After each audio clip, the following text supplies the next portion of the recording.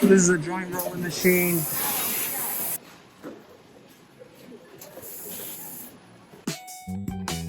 Hi friends, welcome to That High Couple, where we explore and discuss our passion for cannabis. Today we are here at the Flow Cannabis Institute, which we believe is the largest cannabis processing facility by square foot in California. Yeah, it is crazy that this is the heart and center of all things Flow Kana cannabis, and we're going to show you basically the inside look of what it takes to go from a plant to a product on the shelf. Yeah, we're about to get a VIP tour and take a look at how their concentrates are manufactured, as well as their processing facility, and can't wait to bring you guys along. Yeah, this is going to be a really fun tour, so join us. I love that this is how the tour begins. I was just about to say, I don't mind, I can sit in the middle. Yes, no, this is how it begins. Right?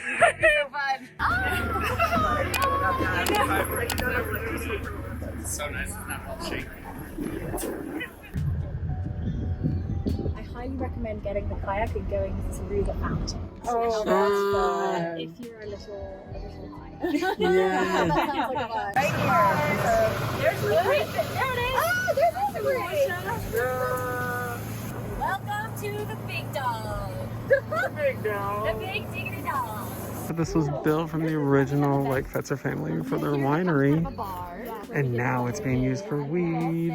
Maybe. Hang out. Dance in here. This is where we will have our dab bar, so you would probably be there. Bar. Yes, I love it. And Yeah, imagine harvest time here. This is gonna be a vibe. wow, so insane. Oh my god. Wow, it's that old school oven and it works. Oh my god. The ultimate event space. What? So cool. Oh my god. And then out here we'll have our bud bar. So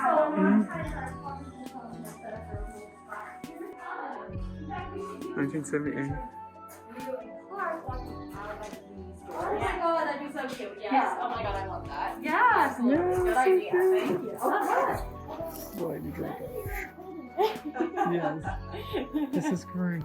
pretend like there's joints. Big Dog Saloon. Yes, and welcome to the fun Big Dog Saloon, right? There you go.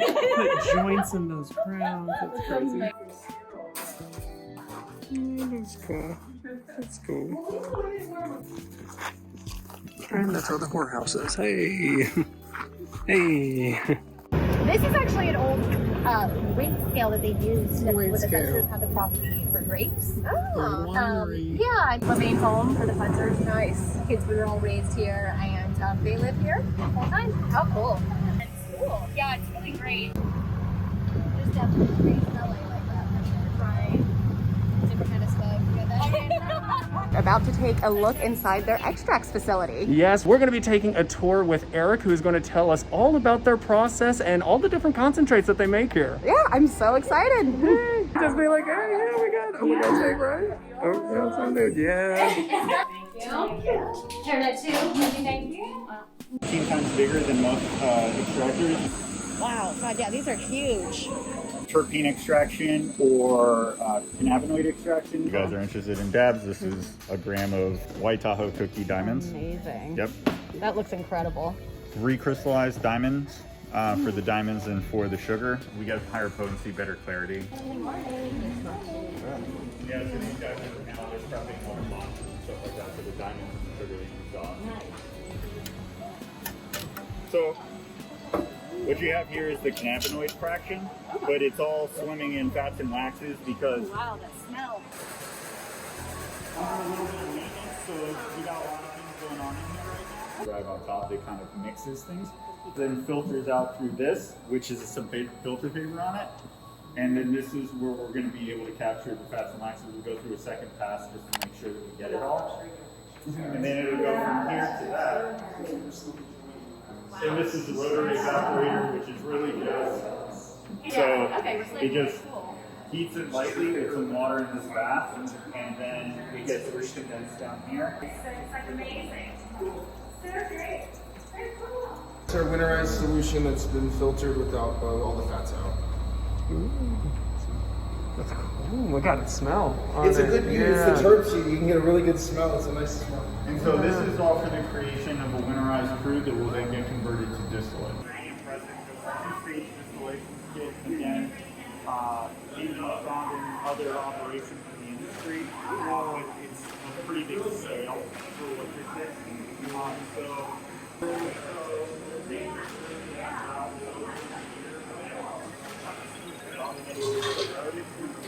It'll get put through the first wash on a couple of different parameters. As you can see, we can get some that are damn near clear. Yeah, wow. And then some that come out of the machine, these haven't been filtered yet. So even with the lighter parameters that we put in to strip out the terpenes, some fats and waxes do have a tendency to come over. So you'll see like there's just a little bit. Oh yeah, well, yeah. But it's still fluid enough. We would put this through a little bit of filter paper and Smell of that. As soon as you opened it. right. Yeah. And so, but that's Wow, that's so strong. Yeah, geez. crazy. Okay. right.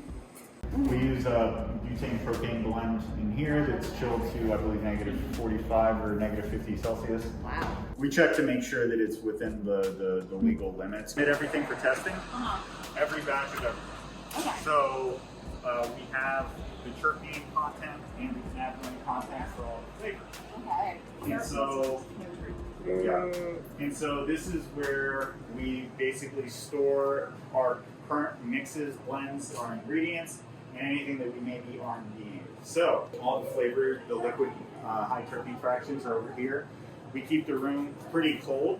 I actually want to turn it down even further because, again, temperature is not your friend, right? The colder you keep it, the fresher it stays for the longer, right? Yeah.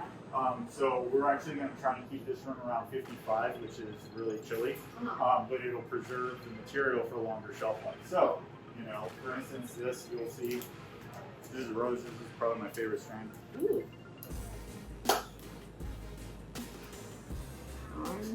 Oh wow. Yeah. That is Whoa, that is so, interesting. yeah. I don't know, I was not expecting that smell to come off. That's awesome. And so we'll separate out the flavors, and then we'll separate out the solids, which is the micro THC here.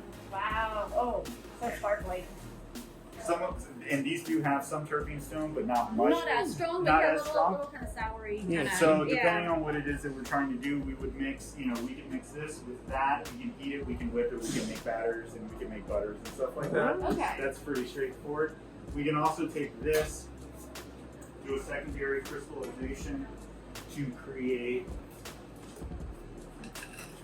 the diamonds, which you guys saw wow. there. My And goodness. so then we have decent rocks, right? Yeah. So our diamonds are made from these mixed with the flavor. These are all recrystallized and then they're put through secondary testing. Yeah. So these are testing at I think the weakest batch we've made is 99.8. Jesus. The first batch we made was 99.95, and I've been giving them shit because they need to get back to the 99.9. Set that more high. Yeah, that's cool. That's awesome. So that's the sauce. I'm curious, between diamond, sauce, sugar, all of that, how many different types of concentrates do you produce here? And do you set out with a goal in mind if I need to make sauce and diamonds in order to fill this order? Is it kind of like we put all this together and we got sauce, so we're making sauce? Or Well, I mean, I think that in the process that we end up with ingredients, right? And then for us, it goes back to what does the consumer want? And then how do we make it with what we have? Okay. And Batters and butters and shatter and all of that? Right, and so everybody's got a reason to their rhyme. You'll notice that certain strains, they're all unique, right? And so when we're cooking, the liquid to solid ratio is different for every strain, right? Some strains don't have as much sauce available to them, some of them have way more sauce, right? Totally. The problem is that if you do not control that ratio, and let's say I go to like not adulterate it anyway, and I go to whip this versus whipping this, they're gonna have two completely different consistencies. There's just no way around it, right? One of them has 3x the fluid that the other one does. This one's gonna be soupy, this one's not gonna be soupy. Gotcha. But then you as a consumer, you're like, well, what the hell is this? I expected it to be like I got last time and it was dry, and that's what I like. Yeah. You know, so by almost deconstructing them and then putting back at a set ratio that we can control, and we've done taste tests and all that stuff, it really allows us to control the consistency so that Nice. the consumer gets the same consistency every time. That's because awesome. they expect, like, hey, if I buy a sugar, they want it to look like the sugar I showed you. Totally. If they buy diamonds, they expect the diamonds to look like the diamonds. If they buy a batter, they want a batter. They don't want To be they turned don't into want sugar by the time they open it. exactly. Yeah. Diamonds, it took longer to produce, but Okay. if you, at the end of the day, the potency of this and the potency of this is pretty close. Wow. Okay. Again, when you're going as a consumer and you read a certain thing, it sounds fancy, but for fancy's sake. Inside tip. Yeah, I mean, and here's the thing, like, don't get me wrong. If you make that, the likelihood of that having fewer mishaps in the processing is significantly higher. It goes back to the processors, who's Yeah, making it, right? totally. If you make this really well, then this can compete with that. This is harder to make really well than that. Gotcha. I love it. This is the final stage. Right. Actually weighing it out. Relatively standard sugar, Yeah. to an extent. We use a recrystallized diamonds for the diamonds and for the sugar. In-house cannabis print shop. Nice. Wow. Main press, this is the Mark Andy. And we can do all sorts of cool stuff with this. We can do gold foil, silver foil, holographic. Nice. That's great. Wow. Yeah, that's so cool. Yeah. In here is where they used to do all the trimming and processing and everything like that. And from here, so we're the only area in the country that has it. From Canada. And yeah, very cool. It's really cool. Come over here. Yeah. In the back side.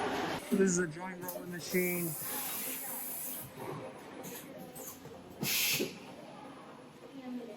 So there's actually 3 different portions. So first,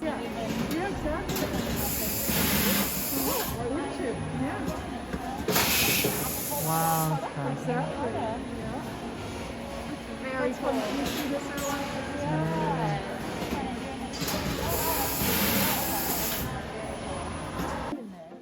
And then from there, it makes it come open, and then it drops down the material.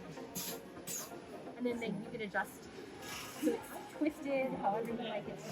It's crazy. Wow.